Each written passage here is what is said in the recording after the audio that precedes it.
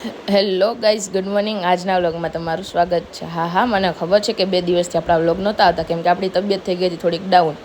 અને જો પછી આપણે જઈ રહ્યા હતા એક ફ્રેન્ડની ઘરે, ત્યાં આપણે છે ને નેટફ્લિક્સમાં એક પિક્ચર જોવાનું હતું જેમાં આપણી હતી કરીના કપૂર.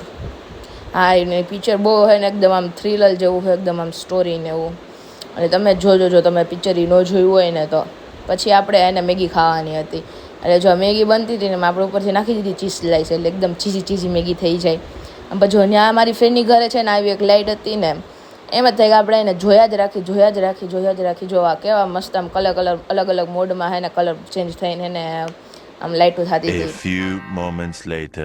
અને પછી આપણે જવાનું હતું ગીટાર ક્લાસીસમાં. હા, આપણે ગીટાર ક્લાસીસ ચાલુ કરી દેવાના છીએ, પણ હમણાંથી નહીં, નેક્સ્ટ મંથ થશે ને ત્યાં પ્રોપર આપણે ગીટાર ક્લાસીસ એને ચાલુ કરશે. અત્યારે તો ડેમો ચાલે છે.